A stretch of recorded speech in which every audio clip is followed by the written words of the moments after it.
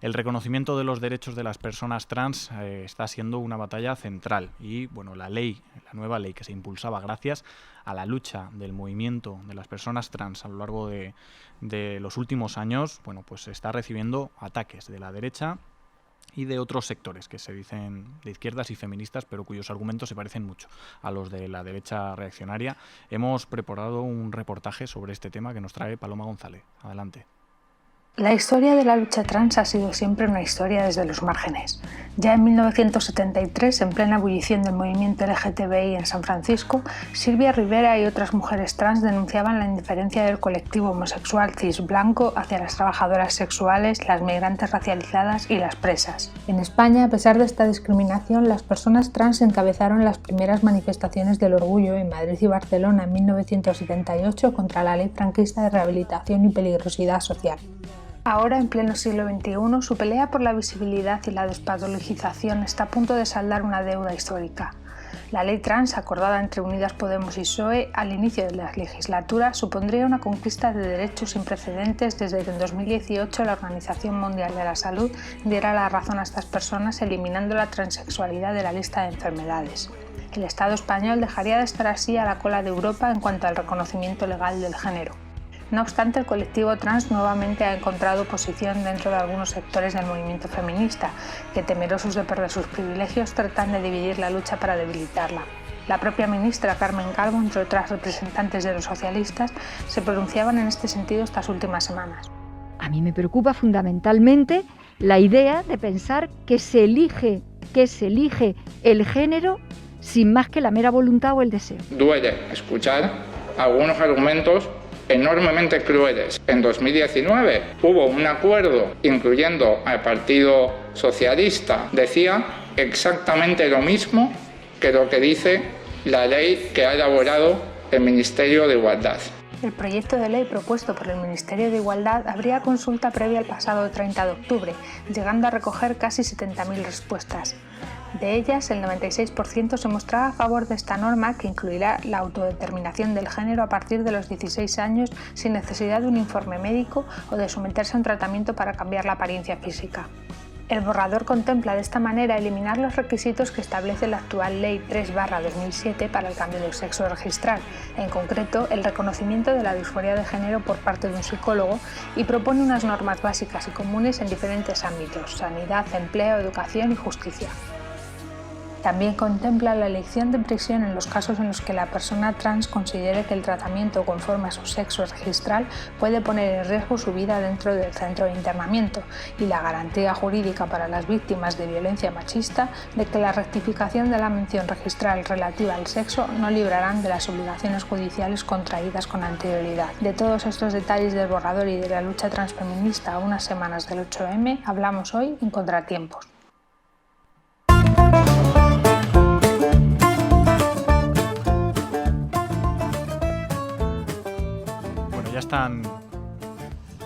Ya están con nosotras Marc Ambroyé, presidenta de la Federación de la Plataforma Trans, y Eliot Antón, activista trans y militante de Anticapitalistas. Muy buenas, un placer estar con vosotras aquí hoy. Bueno, vamos a empezar a conversar un poquito sobre esto, los derechos de las personas trans.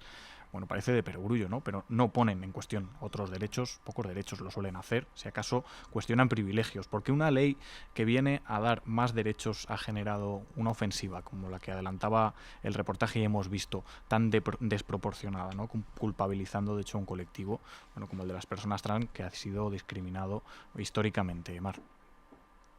Yo pienso que esto no es nada nuevo, es viejo. Yo creo que cada vez que ha habido el anuncio de un avance importante que tiene que tener calado con la autodeterminación, porque el aborto es un acto de autodeterminación, el matrimonio de personas del mismo sexo es un acto de autodeterminación, el divorcio igual, y creo que tanto el divorcio como el aborto generaron grandes también, por un sector en aquella ocasión más a la ultraderecha política, pero sí también anunciaron grandes apocalipsis. Y el matrimonio se va a acabar, los niños van a quedar desamparados, todo el mundo va a abortar ahora. Y bueno, yo creo que una vez consolidados los derechos, ni vemos mujeres en las clínicas haciendo cola como Lilén para abortar, ni todos los gays se casan porque los derechos garantizan, pero no obligan. O sea, una mujer sabe que puede abortar, pero no obliga. Y el divorcio ha permitido evitar viva situaciones muy no son buenas para ellos, de ver cómo los padres tienen antes de esa evidencia y creo que pueden disfrutar del amor de los padres por separado, que es más sano que vivir en un conflicto. Creo que ambos esos derechos fueron contestados. ¿Cuál es la novedad ahora? La novedad es que no nos sorprende la reacción que siempre han supuesto el avance, nos sorprende de dónde viene. Y yo, permíteme, David, cuando tú dices se parecen, no son los mismos argumentos que los de la ultraderecha. Yo creo que incluso la ultraderecha ha dado un paso atrás para dejar que estos sectores, además perversamente se dice un sector del feminismo, yo creo que no es un sector del feminismo, son mujeres aisladas, que yo le preguntaría en qué asamblea de mujeres trabajan, con qué movimientos asamblearios de mujeres trabajan. Yo creo que lo que tienen de feminismo es haber estudiado feminismo en la academia, estudiado en la universidad, pero no han sufrido, son mujeres burguesas que por eso no tienen ni siquiera empatía con las opresiones que han sufrido las mujeres. Las mujeres feministas, las mujeres de verdad que sufren opresiones, siempre están con nosotras y siempre han ido de la mano, porque si hay un colectivo que sufra una situación análoga a la de las mujeres, es la de las personas trans. Nos parece que la canción y que todo el mundo reconoce, porque es verdad, la sociedad tiene una deuda con las personas trans, la democracia tiene una deuda con las personas trans, démosla. Lo que pasa es que ahora en este momento, verdaderamente, a mí se me ocurre una reflexión. Si algún partido que ha tenido la posibilidad con mayoría absoluta desde 1978 se aprueba la Constitución, no ha sido la solución para nuestro problema, es que han sido parte del problema. Se ve claramente. Ahora, como el manifiesto transfóbico del PSOE que salió en junio y que era un documento interno, se eleva al argumentario de la Moncloa, dicho por la propia vicepresidenta del gobierno, y que aquí habéis dicho algo de lo que dijo, algo más grave. No solamente situó de una manera banal que las identidades trans puedan ser un deseo, sino que además dijo que la identidad de las personas trans ponían en riesgo la identidad de 47 millones de españoles. Yo quisiera que sustituyéramos personas trans por negros, por personas migrantes o por otras. ¿Qué hubiera sucedido si la vicepresidenta de un gobierno dice que los negros suponen un riesgo para 47 millones de españoles? Yo creo que no hay algo más deleznable, incluso más desatinado, que diga una vicepresidenta del gobierno que para mí está liderando todas las voces antiderechos. Elliot.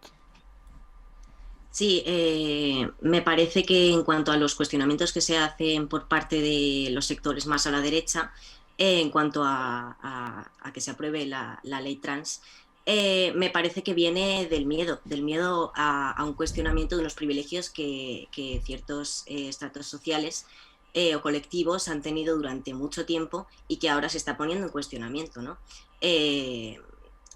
Algo que no es más que una concesión de derechos que por justicias deberíamos haber tenido desde el principio, ¿no?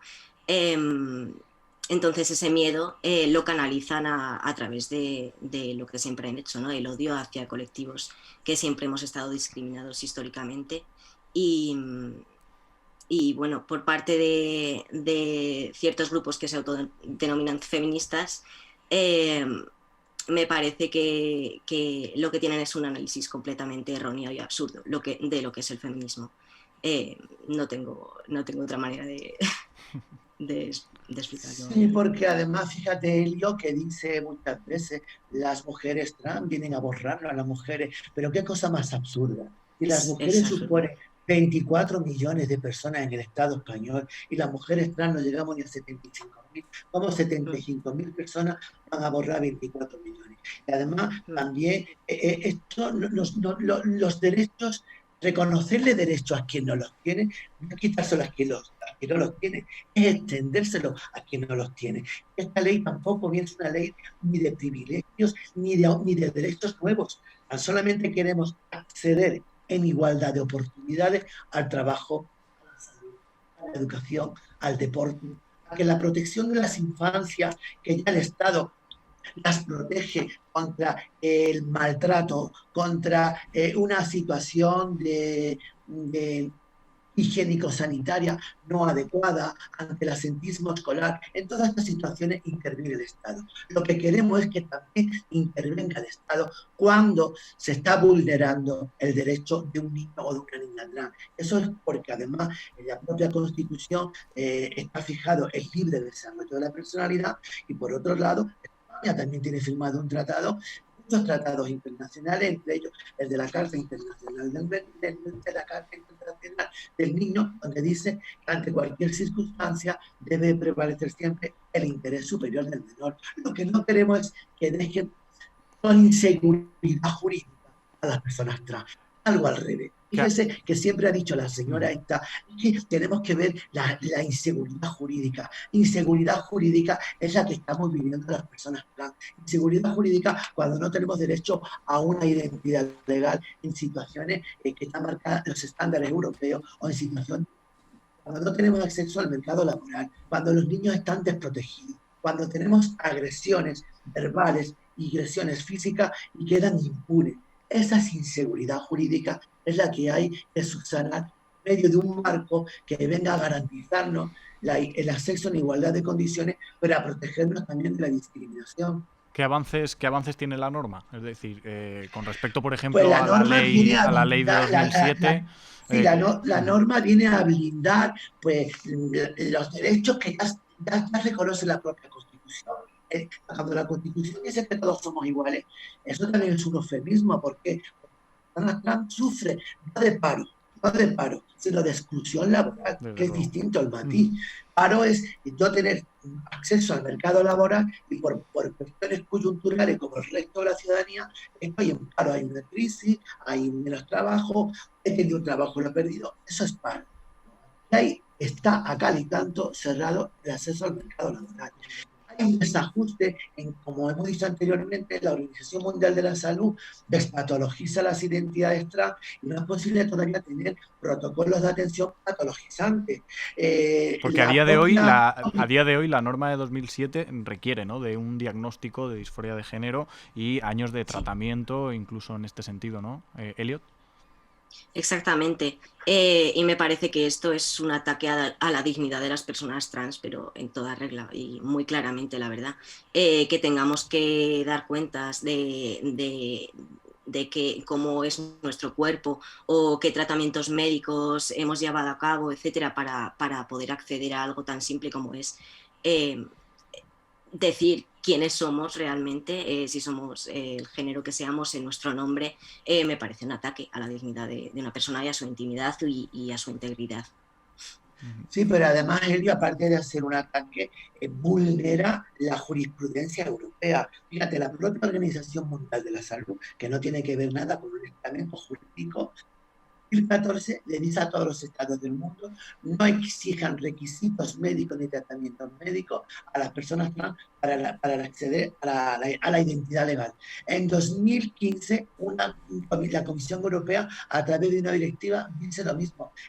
Ahora en 2020, en diciembre, hay una estrategia LGTBI de la Comisión Europea, dice lo mismo. Tenemos una sentencia del Tribunal Constitucional del Estado español de 2019, donde dice que excluir a los menores es inconstitucional y que posiblemente los requisitos que nos exigen también pueden atentar, como ha dicho Elio, a nuestra dignidad. ¿Por qué? Porque el Estado no puede chantajear a las personas trans entre la identidad es un derecho universal, a la salud, que también es un derecho universal. No nos puede hacer elegir, no nos puede seguir chantajeando teniendo que aportar un informe médico, porque eso a priori supone la mayor discriminación y trato desigual que sufrimos las personas trans. Tienen que acreditar mediante un informe médico que tenemos disforia, o sea, que una tercera persona acredite quién somos. Me parece que esto es ya desfasado, y no moverse de este estado es seguir queriendo perpetuar algo que significa no considerarnos sujetos de derecho. Estamos a las puertas del 8M, un 8M que obviamente va a ser muy diferente, va a ser excepcional por el marco de pandemia que tenemos por delante, pero es un 8M que también puede ser una oportunidad para reivindicar nuevamente que el movimiento feminista se escribe en plural. ¿Cómo puede ser ¿Cómo puede ser el futuro de sinergias entre el movimiento feminista, el movimiento LGTBI y el movimiento trans en este sentido? Yo pienso sinceramente que el que hace menos de un mes haya habido un manifiesto feminista firmado por 11.000 feministas y más de 600 organizaciones deja más claro y patente dónde está el feminismo, que nada tiene que ver de verdad con quien perversamente utiliza el nombre del feminismo para ver que el odio hacia la misma. El feminismo va a estar donde está, y está por nosotras, porque el feminismo es una estrategia para luchar contra todas las opresiones. Realmente deja de ser feminismo cuando se utiliza para oprimir. Elliot. Sí, totalmente de acuerdo, la verdad. Que ciertos grupos feministas categoricen como mujer a una persona que tiene ciertos órganos me parece aberrante. Y me alegra, la verdad, que en general la opinión pública y de las mujeres en particular esté reconociendo y se esté dando cuenta de que el sujeto mujer es mucho más que solamente un cierto tipo de cuerpo. La construcción social, ¿no? Nosotras tenemos presencia, en 12 comunidades del Estado español, de la Federación. Todas nuestras organizaciones, todas, participan no solamente de manera de hacer visibilidad en las manifestaciones, sino de manera organizativa. Nosotros, por ejemplo, en Andalucía estamos integradas en la plataforma 8 de marzo, en la Asamblea Unitaria de Sevilla, y tenemos voz para proponer, que han querido vender verdaderamente algo que es irreal, algo para esconderse el ataque que hacen a las personas trans. La ley trans no borra derechos, borra privilegios, no borra mujeres, borra el patriarcado. Marc Ambroyé, Elliot Antón, muchísimas gracias por acompañarnos este ratito en Contratiempos. Nos vemos pronto. Muchas gracias. Bueno, pues seguimos en un minuto.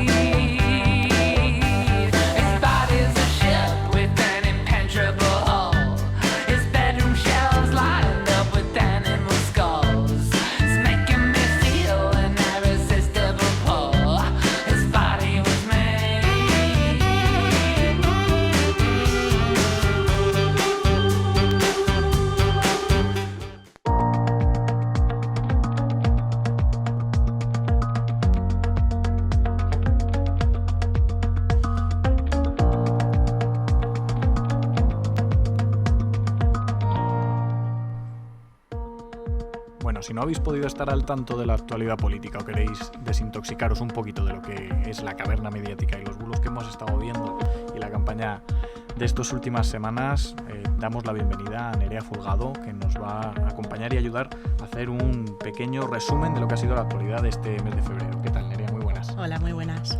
Bueno, pues vamos allá, ¿no? Con esas contranews, el resumen político del mes. Las elecciones en Cataluña dan la mayoría absoluta a las fuerzas soberanistas pese a la victoria del PSC.